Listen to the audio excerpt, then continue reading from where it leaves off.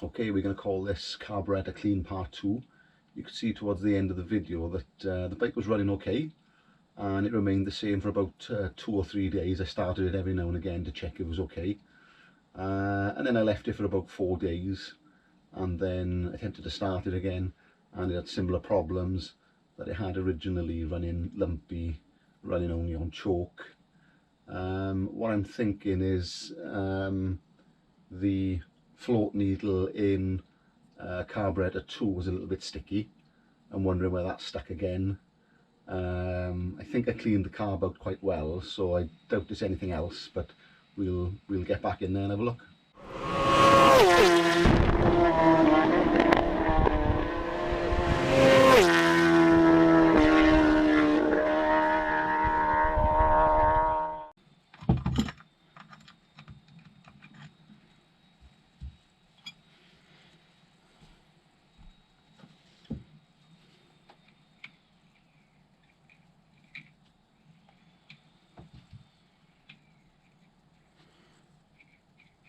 Okay, so that was the one I was expecting to be a problem,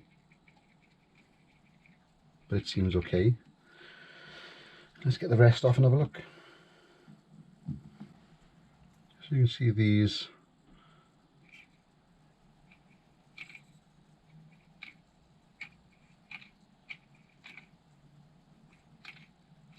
seem to operate okay.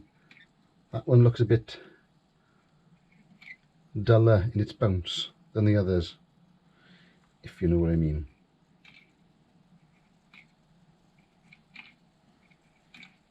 So I'm gonna take it all apart and have another look. Just check all the jets again. Okay, so you can see that operating quite well. But when I took it apart originally, I did abuse it quite a lot with the pliers because it was stuck. Which I kind of wish I hadn't done when I realised how much they cost. That, on the Kawasaki website, is £30. 30 British pounds. I don't know how much that cost in your money. £30. But thankfully, you can get aftermarket ones for around £6 to £10, so it's not so bad. So, unless I can find something else that's obviously wrong, I think I'm going to replace that. So, let's just get the rest apart. Bit by bit, we'll have a look. That doesn't work any differently than the other one. Okay, so they all seem to work okay. Okay, so I've had all the pilot jets soak in for 24 hours, and I think I just didn't clean them enough the first time. It is very fine inside there, barely able to see through it.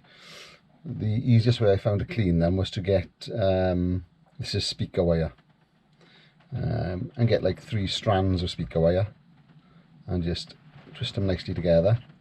Much more than 3 strands and it won't go through. Then thread it carefully through, and then just work it up and down, spray a little bit of carb cleaner in there, etc. I was going to buy some new pilot jets, but for the minute I'm just going to try and get the bike started again. Like I say, I'm going to strip it down anyway, and I just want the bike to be running before I strip it down, and then I might do the carbs again and replace several parts. So I've just sort of worked it through that, just rubbing it down, just to clean it out.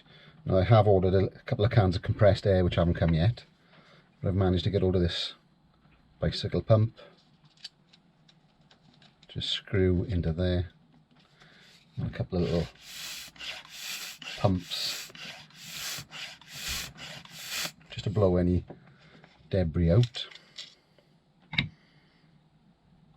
And there we go. Okay, now just to get it all back together again. I say I'm not going to bother showing you me putting it back together, you've seen me do it once. Okay, so we've got it all back together.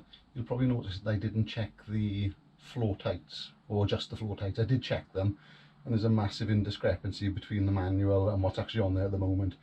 I think the manual's saying about 13mm and we got about 19-20mm. So until I can figure out how off that is, I can just leave it alone for a second. So we got it all back together. Gonna give it sort of half choke. Use the switch.